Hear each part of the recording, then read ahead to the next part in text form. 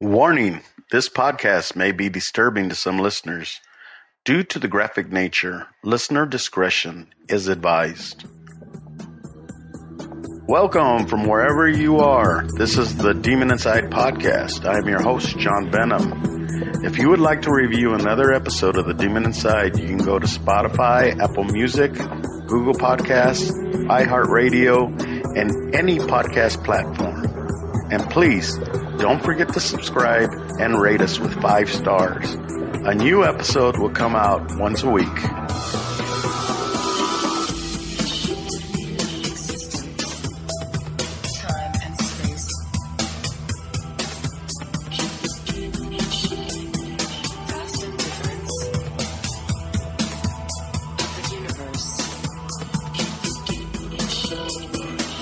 We will be right back after a word from our sponsors. New charges in the death of a 3-year-old girl from San Jose. The child's grandfather and uncle now accused of child abuse after she died in what's being described as an exorcism. KPIX5's Le Ramirez with details on this disturbing case. 59-year-old Renee Trigueros Hernandez and 19-year-old Renee Erin Hernandez Santos appeared together in court as they were both formally charged with child abuse causing the death of 3-year-old Areli Doe last September. The girl's mother, Claudia Hernandez Santos, was previously charged with the same crime. All 3 defendants were involved in the ongoing abuse of Areli Doe on September 24th. So while they each did specific different physical acts, they all were involved in this abuse. The death happened inside a small church located behind this house on South 2nd Street in San Jose. A statement of facts released by the district attorney's office states the defendants believed the girl was possessed by a demon because she would sometimes wake up at night and cry or scream. The statement says they took the girl to the church to pray for her and physically force her to vomit, which they believe would drive out evil spirits. Areli Doe was strangled multiple times to the point of unconsciousness. Areli Doe had fingers shoved down her throat to the point where she had multiple injuries to her mouth and to her tongue. Areli Doe had pressure put on her body, on her torso from the front and back with so much force applied that she lost consciousness. She eventually stopped breathing after hours of abuse, but the DA says family members waited an hour to call 911. A coroner's report concluded she died from asphyxiation, which led to the grandfather and uncle being charged, in addition to the mother, who was arrested in January. 4 days earlier, the mother, Claudia, posted a YouTube video discussing her daughter's death, but not fully explaining it. Because I cannot change what is, it is what it is, so I've learned to think positive, because it's many reasons why God took her. Public defenders assigned to the case did not want to comment. All 3 defendants will be back in court to enter their pleas in June. In San Jose, Len Ramirez, KPIX5. Hello, my Demon Insiders, and welcome back to the Demon Inside. I'm your host, John Benham, and today we are talking about the Demon Inside, Claudia Hernandez Santos. So this case actually has 3 defendants, which is her brother, Rene Jr., and her father, Rene Sr. But we're going to talk about Claudia Hernandez. And a lot of this stuff that I got was actually from the police reports. And in the interview room, she talks to her brother in private. But of course, the police record everything. So I'm going to be talking to you from that as well. Now, the reason I'm talking to you about Claudia in particular is because Claudia is the one that started this whole thing in motion. And Claudia was actually convicted, or is getting convicted, of killing her 3-year-old daughter because of a botched, let's say, exorcism. There's a whole bunch to this story, so I'm going to go ahead and start now. Claudia Hernandez, I really don't have much of a background on her because this case just happened in 2021. And the case is still ongoing right now. They're actually locked up, but there's a trial coming up this March of 19th, 2025. And so everything that I've gotten has just been what they've released to the media. And I dug deep to get a lot of these police files and recordings and things. So let's continue with what happened. So Claudia Hernandez had a 3-year-old child, and her name was Arlie. Now, she claims that Arlie was possessed, okay? So a lot of the stuff that I got from before the killing, I'm going to talk to you first about. But this was actually after the killing happened. This was her talking to her brother Rene in the interrogation room as they left him alone to talk. And the conversation was recorded, as I said. So I'm going to start reading that from there. She tells Rene Jr. that while she was in the other interview room, God came to her and told her that God had taken Arlie on Thursday, and it was because of demons. Claudia told Rene Jr. that God gave her the solution and everything was going to be okay. Claudia also said that God told her they were not going to be guilty. She told Rene Jr. not to worry and said everything would be okay. Claudia asked Rene Jr. if he had seen Shamar. Shamar is Arlie's father. Shamar and Claudia were not together at this time. Claudia was actually married to somebody else. But to continue, she said if she had seen Shamar and commented that he was upset. Claudia then referred to the detectives in the case and said they did not know what happened because they did not believe in God. Claudia said the girl was possessed because she was asleep. She continued to twitch and her stare was different. Claudia told Rene that God took the girl, so imagine what he was going to come and do next. Claudia told Rene Jr. that when the girl was deceased, she saw a vision of men in white coming down to her body and taking her. The men were dressed in white and took the girl from her hands.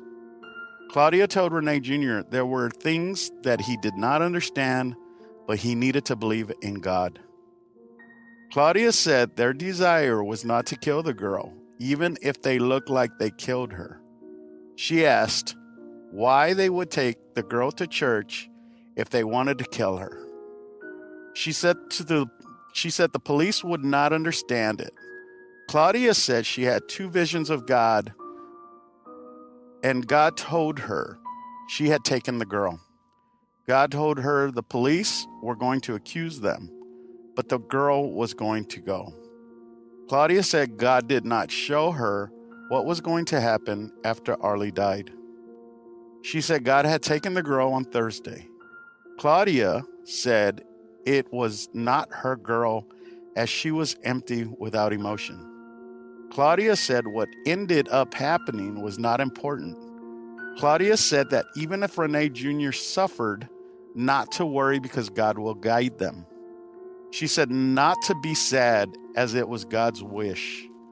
Claudia then spoke about Rene Sr. and said he told her not to tell the police anything. Claudia said 3 weeks before Arlie's death, she began speaking to God daily. During this time, Claudia was praying for Arlie, and God told her that he was going to take Arlie. Claudia then prayed and asked God when he was going to take Arlie, and God said September 24th was the date. God told Claudia this was happening because she was never meant to be a mother. She asked God how he was going to take her, and he gave her 2 visions. The first was that Arlie would die in her sleep. The second vision was that Claudia and Rene Jr. were going to be accused of something. Claudia did not tell anyone about this conversation with God that she was describing. Claudia then said after having this vision, she started giving Arlie everything and let Arlie watch her phone. God later told Claudia that Arlie was possessed because she had been watching whatever she wanted to on Claudia's phone. So when I heard this part, and I'm sorry to interrupt, but when I heard this part that God had told her for her allowing her to watch things on her phone, it reminded me of the other case that we did a while back, Justin Dalton, who was the Uber killer. And Justin Dalton said that there was an app that changed into a demon app, and it convinced him or made him kill people. So is there something to that? But let's continue. Claudia said on Thursday morning she went to the church with her brother to pray. While she was praying, God gave her a vision that Claudia was dropping Arlie off at the gates of heaven. Claudia says she thought, and I quote, "Okay, baby, you have to go." End quote. That acted as confirmation that God was going to take Arlie that Friday 24th. While Claudia was praying on Thursday morning, God gave her comfort and said he was going to be there with Claudia. Claudia then said that on Thursday, September 24, 2021, after Arlie went to sleep fast, Claudia saw a vision that on Friday, Arlie would be outside and something dark was holding her. This made Claudia certain Arlie was possessed. Claudia said when Arlie fell asleep on Thursday, God took her spirit away. After that, she said she believed a demon had taken over Arlie's body. She described the demon that took over Arlie's body as short with ugly teeth, big eyes, and hair that was burnt. When asked if Arlie's body posed a threat to people if it had been possessed, Claudia responded no. When asked why Claudia did not tell officers about this vision on the day Arlie was killed, she said she did not remember, and she was in shock about what happened. She then said that Thursday night when Arlie was in the tub around 10 p.m. or 10:30 p.m., her eyes looked black. She could still see the white, but her eyes were black. Claudia confirmed that when Arlie's eyes were like that, the demon was present. Claudia said she was confused as to why her eyes were like that, but she was focused on it being the last day she was going to see her baby alive. Claudia said Arlie's body was going to throw up, and that was going to be the demon. When asked by police how she felt about this being God's plan, she said, "Yeah, I've learned to accept what it is, because what is the point of my getting angry and saying, oh, this and that, if it already happened?" End quote. The police asked how it made her feel in the moment, and she said, and I quote, "I was confused." She then said if she had not shown her cell phone to Arlie, she would have died in another manner. She clarified that she only found out God planned to take Arlie 3 weeks before Arlie's death. She clarified that Renee Jr. would not normally sleep in the bed with her, but she asked him because she knew Arlie was going to die, and she wanted him to be there because she did not want to be by herself. Claudia stated that while she was at the church, she put her phone on airplane mode because she didn't want to be disturbed when she started praying. When asked if she wanted Shamar Proctor, Arlie's father, to find her, she said that she was not thinking about that. She was just focusing on getting her baby fixed. Claudia was then confronted with Google searches of her phone that included how to introduce vomiting in adults and children. Claudia said she searched for that because she was trying to see if there was a way she could help her daughter throw up. She admitted she was getting frustrated that Arlie had not thrown up yet. When she conducted the Google search, Arlie was not provided food or water on September 24, 2021. The last time Arlie ate was the night before, which was September 23rd of 2021. at Starboard. I am assuming Starboard is a restaurant. Arlie did not have any medical conditions and had not been sick prior to her killing. Claudia confirmed nothing out of the ordinary was occurring to Arlie. Claudia did not provide Arlie with any medications or illicit drugs before she believed Arlie to be possessed. On Thursday night, Claudia said she was not under the influence of any controlled substance and that she did not have any mental health diagnosis or treatment history. When asked if she believed in medicine, Claudia said yes. Claudia said she does not necessarily believe in possession because of the church she goes to, but because of other things she has experienced in her life where, and I quote, at the school, like places that I've been that I know that are like, it's just things that I know that are possessed, are people, end quote.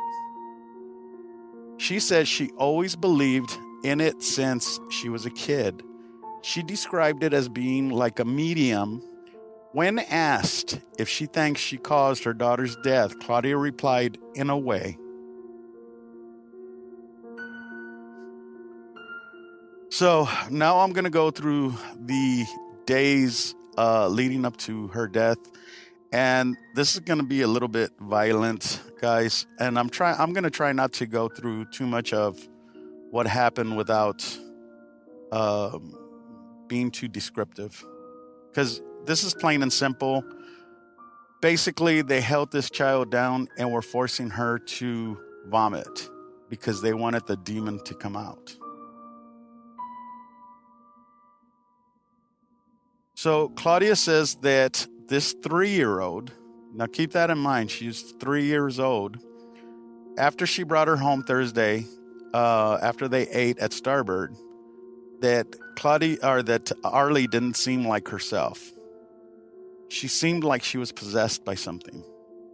And that's what Claudia says. She says, and I quote, like a spirit, I don't know, end quote.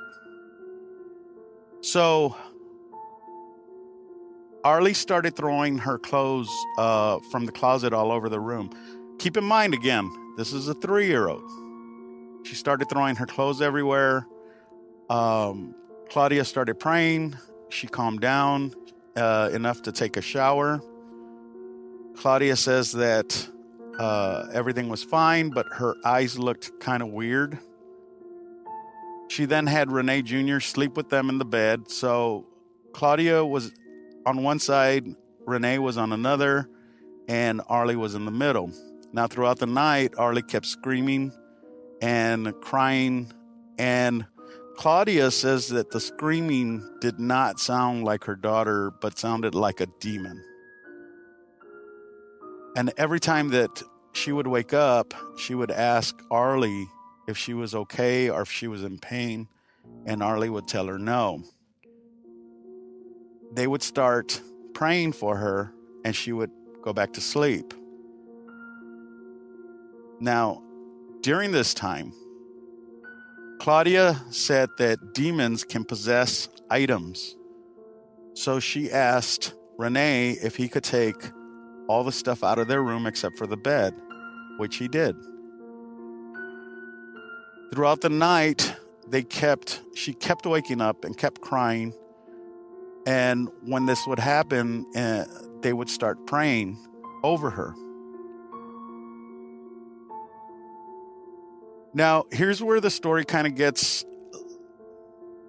a little confusing because these are 3 different police reports. And what I ended up doing, one's from the dad, one's from the brother, and one's from the mother, Claudia.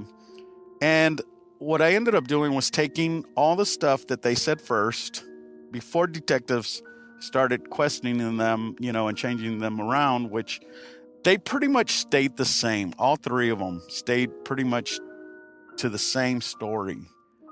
There was just little things like, for instance, Renee Jr. said that he didn't give CPR, and then later on he changed and said he did give CPR. The dad said that he had showed up and that he was trying to help, but he ended up giving CPR. There's just like little things. What I kept in here is pretty much what all three of them repeated, basically said the same thing as one another. So throughout the night, they're praying for Arlie. And by morning, they're saying that they cannot get her to throw up. She's supposed to throw up so she could throw up the demon, but she refuses. And so they take her to a church that is actually behind a house that her father is a pastor.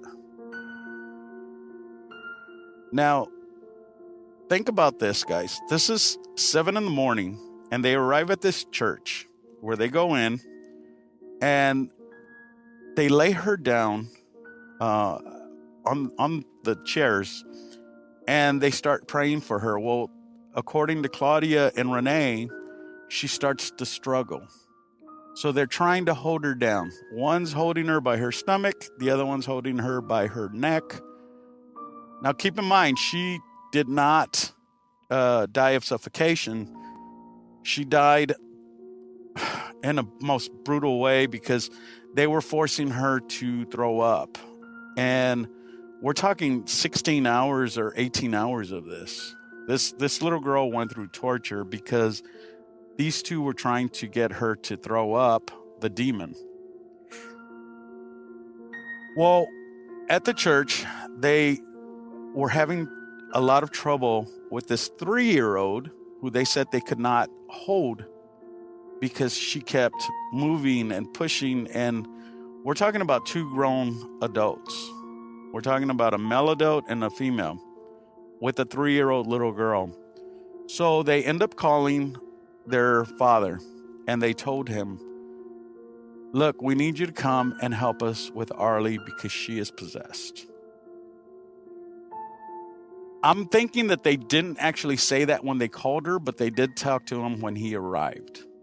Now, Arlie, every time they would pray, she would fall asleep, and this would give them time to recuperate or, take time and to consider what's going on here. So the father says that he would be there after lunch, which he does. He shows up around 1:00. Keep in mind, this is the next day. This is the 24th, and they've been doing this all night from the 23rd.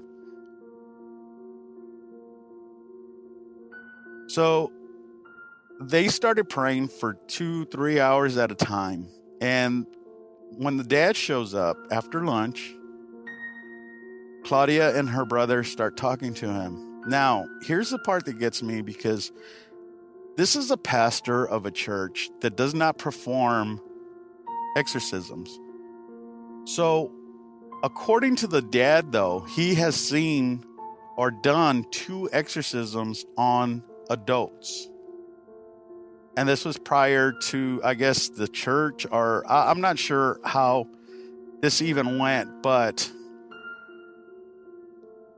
for me, it's hard to understand how a father and a grandfather would just fall into place saying that his granddaughter is possessed.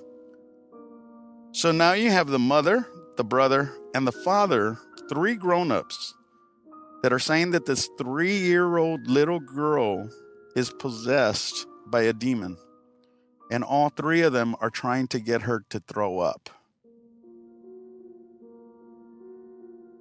The father has actually said that by her throwing up, she would throw up the demon, and that he's seen this before, and it usually comes out in bubbles, or it comes out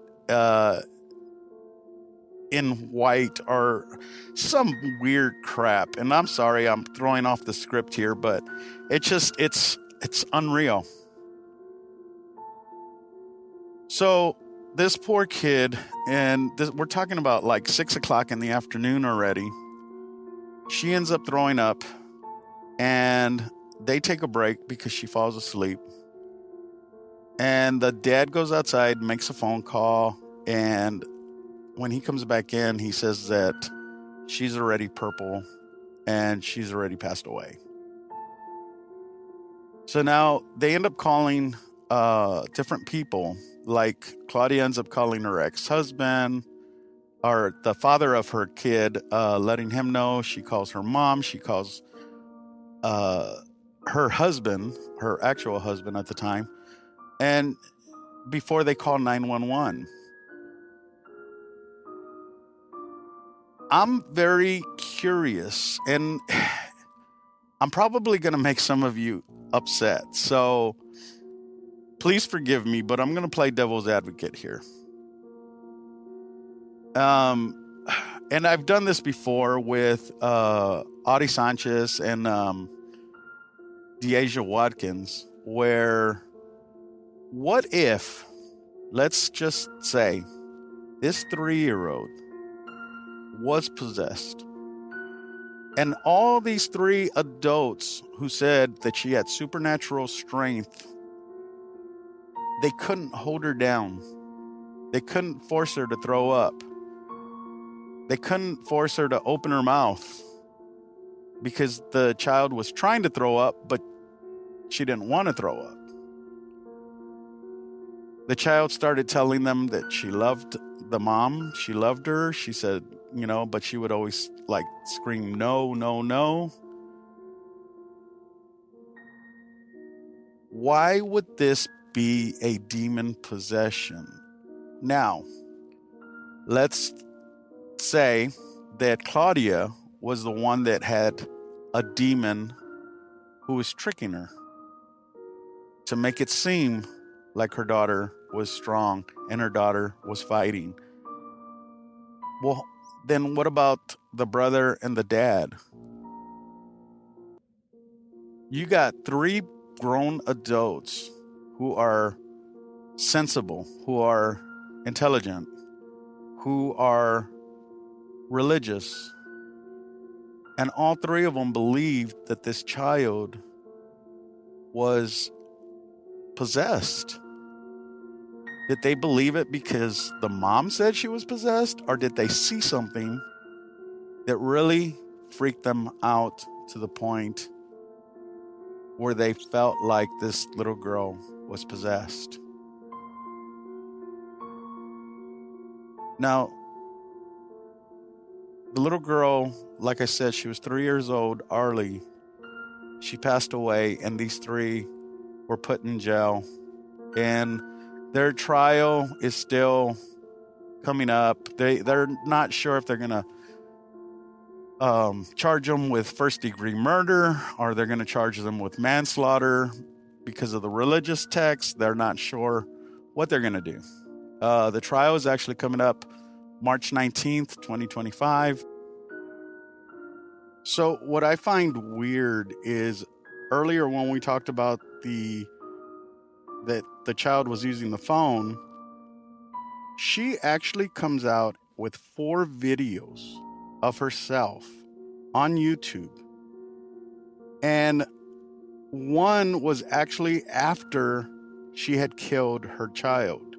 If you guys get a chance, you need to go and look at it. I'll actually put it on the files below, so that way you can, I'll put the link below. And she is just, it's very creepy because she's happy and sad about it. And she says that not to judge her on what she did and that nobody knows what happened for real. Keep in mind, 2 days after this video, she was arrested.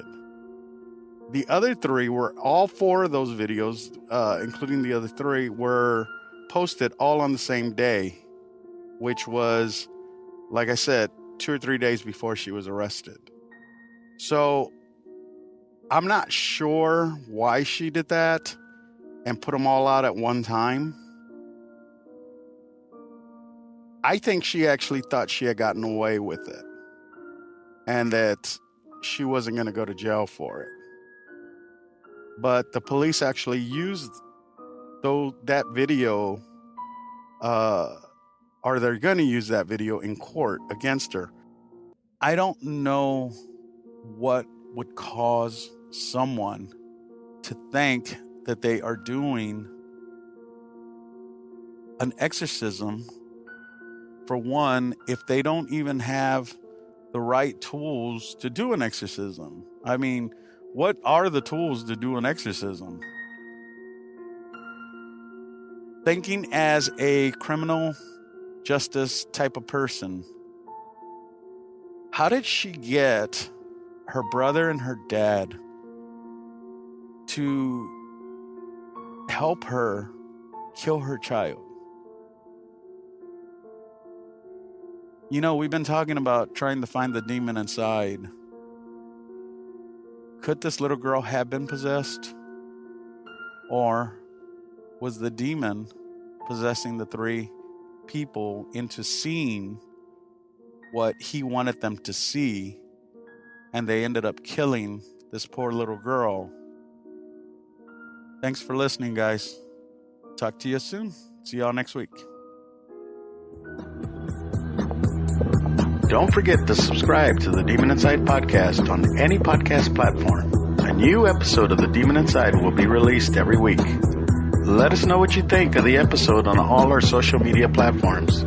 If you have any questions or comments, go to the Demon Inside podcast at gmail.com or click on the link down below.